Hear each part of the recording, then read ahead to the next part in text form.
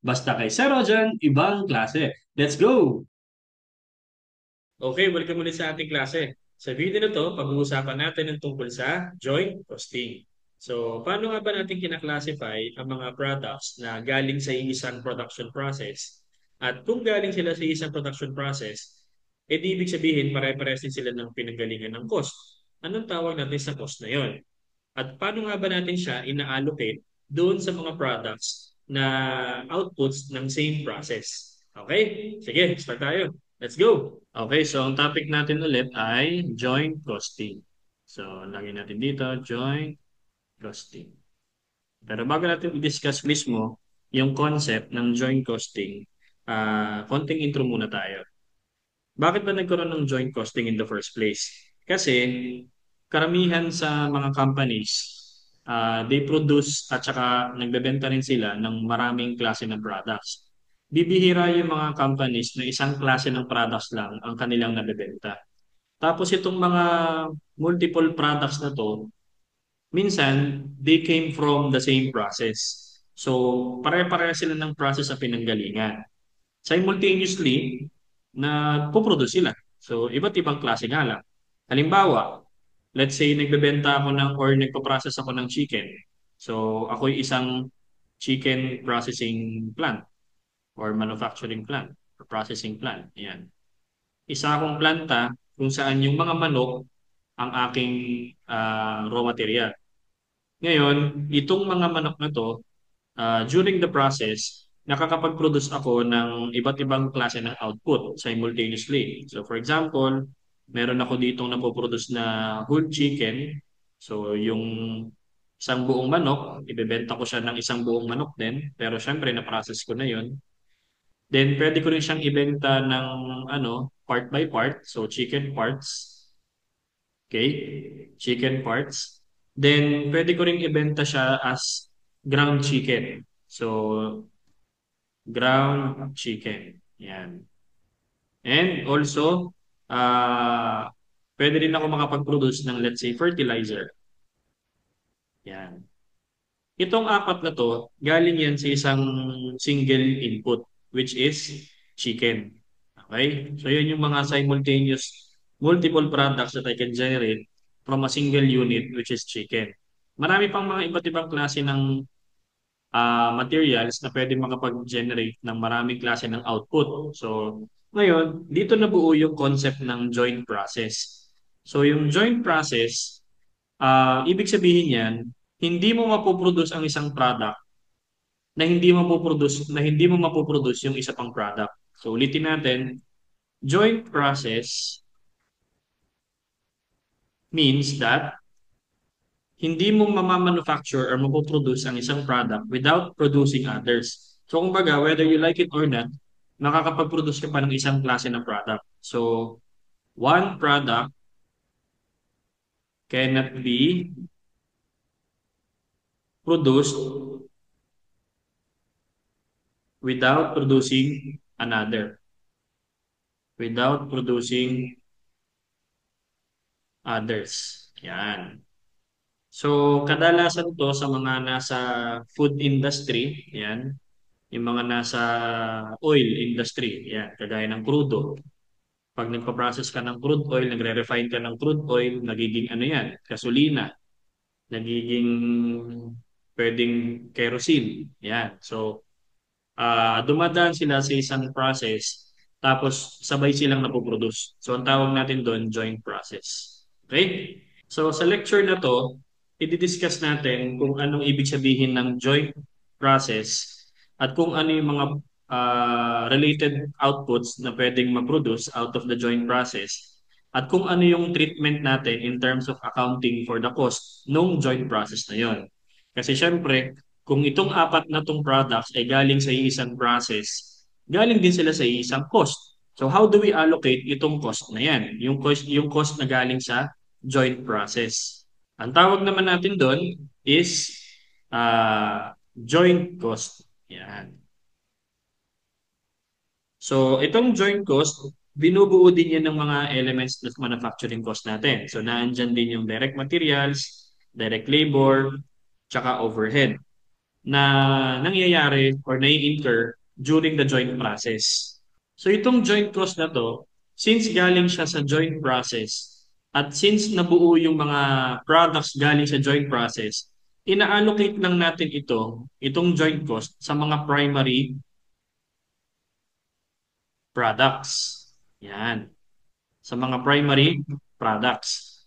So ibig sabihin, ang tawag naman natin dito sa mga primary products na galing sa joint process is na pagdadalhan or pag-aallocatean mo ng joint cost, ang tawag natin din dyan is joint products. Yan, joint products. Pwede rin natin dyan sabihin na main products. Yan. Tapos, kung sakaling nakapag-produce ka na ng mga products galing sa joint process, saleable na yon. Ibig sabihin, pwede mo na siyang ibenta. For instance, hindi ka pa satisfied doon sa quality ng na-produce mo galing sa joint process. Gusto mo pa siyang i-process further. Ang tawag naman natin doon sa mga cost na nai-incur mo after the joint process is separate costs or separable cost, no? So, separate cost or further processing cost or additional processing cost, maraming tawag sa kanya, or additional processing cost. Yan. Ito, nai-incur naman to after the joint process. Kung saka optional, although optional naman, hindi naman nire-require na kapag katapos ng joint process, if ipa-process mo siya further, hindi naman. It's up to the company kung gusto pa niyang pagandahin yung quality ng kanilang product. Pero again, this is incurred after the joint process or at a later production stage. Yan. After the joint process or in a later production stage or in a later production stage. Yan. So ngayon, ano nga ba ang tawag natin dun sa mga outputs na nanggagaling sa joint process? So nabanggit na natin yung isa, ang joint process, mapuproduce nila dyan yung joint products. Yun yung sinabi natin. Kaya lang, bukod sa main products, meron pa tayong ibang hindi naman natin talaga intensyong i-produce. Kaya lang, sayang naman itong itatapon natin. Ang tawag natin doon is byproducts. Okay? So, byproducts, hindi natin talaga siya intensyon, incidental lang yan, pero meron din naman silang saleable value. Ang pinagkaiba lang nitong joint product sa byproduct, mas substantial ang kanyang mas substantial yung kanyang revenue generating capacity. Yan. Revenue generating capacity. Kumpara dito, hindi siya ganun ka expensive. So, not as saleable as joint products. Pero mabebenta pa rin naman siya. Hindi nga lang siya ganun kamahal. Okay? So, again, sayang naman kung itatapon mo kasi pwede mo pa siyang mabenta. O halimbawa na lang, kung sakaling gumagawa ka ng mga damit, nagmamanufacture ka ng iba't ibang klase ng damit galing sa same process, isang tela, tapos yung mga pinaggupitan na tela na hindi mo na kayang gawing damit, pwede mo pa siyang ibenta as basahan, no? So, meron pa rin siyang sales value. Pero kung ikukumpara mo sa joint product, hindi siya ganun kataas ang sales value niya kasi mababa lang naman yung kanyang kalidad, no? As compared sa ating joint products. So ang iba pang term natin sa byproducts sa perspective ng joint costing is what you call scrap. Yan. So scrap din yan. And then the last one is waste. Itong waste, output din ito. So ang tawag natin sa mga ini output ha. Output. Yan.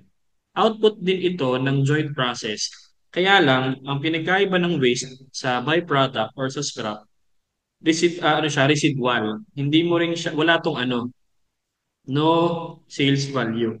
So talagang for disposal na lang ito. Yan. Kasi kung halimbawa gusto mo siyang ibenta, aayusin mo pa siya, no? Parang ipaprocess mo pa para maging saleable.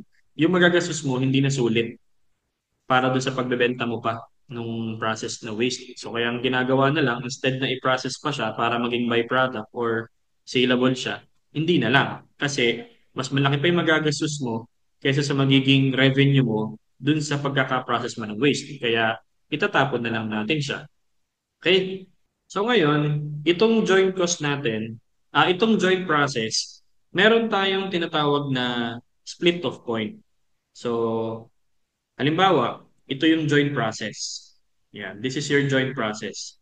At ito yung process, ito yung production process mo kung saan nakaka-incur ka ng joint cost. Yan, joint cost. Kung saan nandyan yung direct materials, direct labor, tsaka overhead.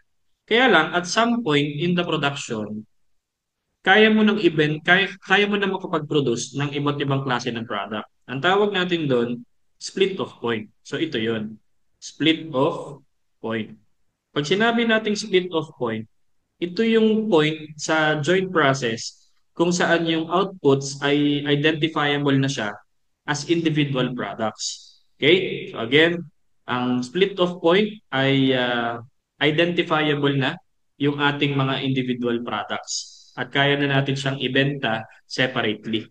Yan. So, after magkaroon ka na ng split of point, discretion na ng company kung ipaprocess further pa siya, kung saan doon na tayo mag incur ng separate costs. For example, yung chicken, halimbawa, nakapag-produce na tayo ng apat na klase ng product. Pwede na natin siyang ibenta individually. So, nakarating na sila sa split of point. Pero sabi ng management, try kaya nating ibenta yung chicken parts na marinated. So pag nag-process pa tayo ng additional nag-additional process pa tayo para lang mapaganda yung chicken parts, lalagyan natin ng marinated, makakadagdag pa yun ng cost natin. So ibig sabihin, discretion ng company kung ipaprocess pa niya further for as long as yung benefit na matatanggap niya mula sa pagkakabenta ng further process product versus yung cost na madadagdag, eh di why not? 'Di ba? So okay lang naman. So kaya lang, edi hindi naman yun pwede mong i-apply sa lahat. Kasi kung halimbawa, yung cost is bigger than the revenue mula dun sa mas pinagandang product, edi wag mo nang ituloy. Okay? So, anyway, again, ang split of point, as again, kaya mo nang i-identify yung ating mga products individually at pwede mo na siyang ibenta individually. Meron kasi mga joint process na maraming split of point eh. Depende na yan sa bilang ng output na napoproduce at sa type of output na napoproduce. Okay? Ang output, pwede mo nang ibenta siya at least split of point. Okay? Or pwede mo siyang i-process further and then tsaka mo siya ibenta. Gaya ng sinabi ko kanina. Pero tatandaan natin, ang joint cost, ina-allocate lang natin sa joint products. Hindi natin ina-allocate sa byproducts. Okay? So, yun lang. Kasi hindi naman natin intention talagang byproduct na maproduce yung mga yan. Kaya lang, one of the output niya ng joint process. Pero hindi sila bibigyan ng joint cost kasi ang intention talaga nating mag-produce is yung mga joint products. So, ang rationale kasi behind kung bakit joint products lang ang nilalagyan natin ng joint cost. Kasi kailangan yan for financial statement valuation. Okay? At saka kung nilagyan natin ng joint cost ang byproduct, hindi kasi cost beneficial eh. Imagine mo, maliit lang naman ang sales value tapos isasama mo siya sa computation. So hindi siya cost beneficial. At saka hindi siya significant sa ating production process decision. Kaya hindi natin siya nilalagyan or ina-allocatean ng joint cost. Ngayon, so basically, ito lang naman yung ating concept, no? About joint costing. So, hatiin natin yung video lecture natin. Right now, inumpisahan natin ano yung ibig sabihin ng joint process, ano yung mga outputs ng joint process, at ano yung mga joint costs na nai-incur during the joint process. Iba pa ba yun sa separate costs? Okay? And what do you mean when we say split of point? So, na-establish naman natin yung foundation ng joint costing. Sa next video natin, atin naman pag-uusapan kung anong ibig sabihin ng or kung paano ina-allocate itong joint cost sa mga main products. Kasi sabi natin, ang joint cost, ina-allocate lang natin yan sa mga joint products or main products. Pero papaano nga? Okay? So, sagot ng tanong natin dyan, isang malaking how. So, pupuntahan natin yung ating next video. So, Hanggang dito na lang muna tayo siguro. Ingat kayo palagi. Bye-bye!